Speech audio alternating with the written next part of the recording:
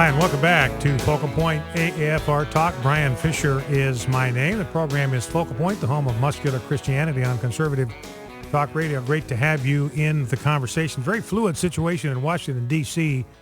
about the shutdown, about the expiration of spending authority on September 30th. They have not been able to agree on a continuing resolution to authorize the federal government to spend money. That's why you've got this slim down, really. It's not a shutdown. It's not even a slim down.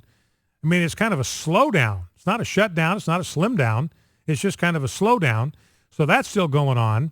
We're running up against the debt ceiling in 2 days, the 17th of this month. We, according to Jack Lew, Secretary of the Treasury will not only be out of the authority to borrow money, but the Treasury will also be out of what they have called extraordinary measures to try to keep the budget technically below the threshold. As you're aware, we've talked about this before, but if you go to the Treasury website, the deficit, the federal deficit has been stuck at 16 point something $9 trillion like since May. Now, they've still been borrowing money, and they've still been spending more than they take in, but the official debt number is still the same. And that's because they've been using all these tricks. They're really, they call them extraordinary measures, but in essence what they're doing is they are borrowing against certain, they're borrowing against promises is really what it amounts to. So they're borrowing money from these pension plans and pension funds and pension programs that they haven't paid out yet because the people haven't retired. So this money is supposed to be there in these pension plans for these people that haven't yet retired. Well, the reality is there's no money in there. There's just an IOU saying when you get old enough, we're going to pay you this money for your pension. There's actually no money there. So what the federal government's been doing for the last 4 months is saying, well, that's really an asset because we're going to collect money, we're going to put it in that pot, and we don't have to pay it out now. So we're going to borrow against our own IOUs. That's what's just absurd about this whole thing. These extraordinary measures, at least as I understand it, are really nothing more than us borrowing on IOUs. It's like going to Guido and say, look, I owe you 20 grand. I'm good for it. How about letting me borrow against that 20 grand? I'd like to borrow 10 grand out of that 20 grand because you know I'm good for it. You know I'm going to make good on that. So how about I borrow 10 grand from you? Now, the reality is I've gone another 10 grand in the hole. I'm now down 30 grand to Guido. And this is exactly what the government is doing to keep the doors open and technically keep the debt limit below its ceiling. But Jack Lew is saying, look, I've just run out of IOUs I can try to borrow against. So it's D-Day is here.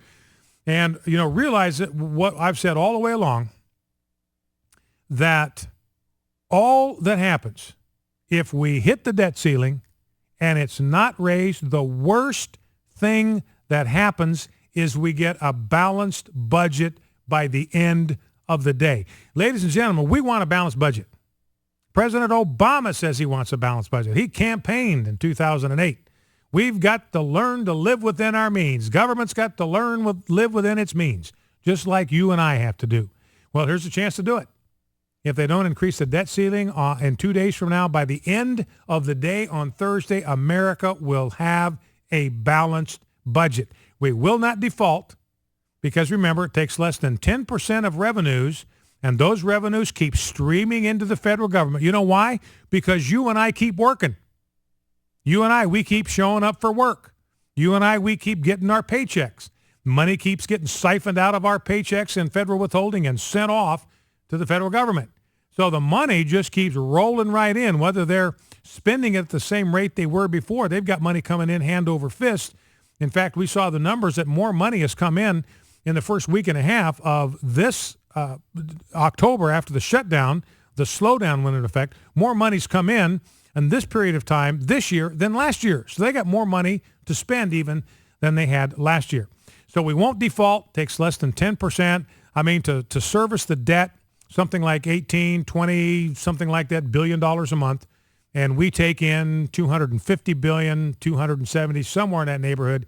So it takes less than 10% of the revenues that continue to come into the federal government to service the debt, which means that only one person can put us technically into default. The only way we default is if we don't service the interest on the debt. There's only one person that can do that, and that is Barack Obama. And he can only do that if he's petulant, juvenile, childish, and immature, and just does that simply out of spite.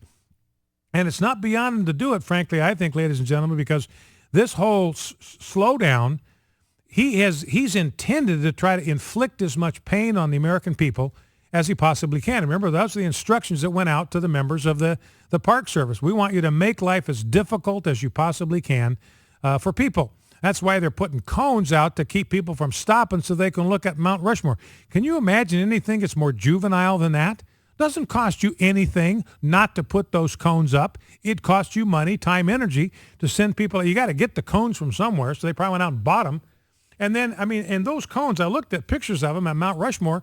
I don't know, they're maybe 15, 20 feet apart. That's a lot of manpower to set those things out. It takes time because those things I assume have to be put out there manually. And somebody spent time I don't know how many miles of cones they had laid out there, but it's just absurd. And there was absolutely no reason for it other than just being petty and mean and spiteful. They barricaded Old Faithful. Criminally, it goes 200 feet in the air, and they're putting these little cheesy barricades out in front of it. And then the park police would actually go out there and stand in front of Old Faithful when it was about time for it to go off, so nobody could come out of the hotel there and get too close to watching the geyser go off. This kind of stuff is just petulant. It is petty. It's mean-spirited. It's cruel and all those things. So I think Obama's calibration is whether he thinks the Republicans will get blamed for it. If he can crash through the debt ceiling and default on the debt, and remember, the only way it can happen is if he decides not to do it. If he thinks he can do that and get away with it because the lapdog media will blame the Republican Party, it's possible that he just might do it. Now, I want to turn our attention to what's going on with AFA. Rob, let's grab clips number 1 and 2. We talked about this extensively yesterday, the fact that the United States military has demonized the American Family Association, accused us officially of being a hate group. And the reality is we don't hate anybody. We love homosexuals. We don't hate homosexuals. We love them enough to tell them the truth about the dangers of homosexual behavior. We love children enough to fight against the normalization of homosexual marriage. We know that that's not that's a suboptimal nurturing environment for children. We love children. We care about children. We want them to have the best chance at life. We know that's in a home where they're raised by a mom and a dad who are married to each other. That's what we want for every child and the closest we can get to that. So because we love children, we're not ever going to accept the normalization of same-sex marriage. Because we love homosexuals and we know the dangers and risks of homosexual behavior, we're never going to stop opposing the normalization of homosexual behavior. That doesn't make us a hate group. In fact, it's the SPLC, in my judgment, that is the real hate group here, because the Southern Poverty Law Center, and that's what the military is using to demonize us. They're using information that comes from the Southern Poverty Law Center. I would submit to you, ladies and gentlemen, that the Southern Poverty Law Center is the real hate group here, because they are the ones that are relentlessly stirring up this animosity against pro-family groups. We mentioned it yesterday, but the shooter that went off on Family Research Council, he was whipped into this frenzy by the Southern Poverty Law Center because they were demonizing the Family Research Council. It was the Southern Poverty Law Center saying the Family Research Council hates homosexuals. If you're a homosexual, this group hates you. And they put them on a map. The guy used their map to get to FRC and start shooting the place up. So to me, that makes the SPLC the real hate group here. Now, and again, the SPLC has demonized us for one reason and one reason only. That is, we resist the normalization of homosexual behavior. We're never going to change, never going to apologize for doing that. We think it's bad for people when you have two males that engage in the kind of sexual behavior that homosexuals engage in. That's not good. That's not healthy. That's not normal.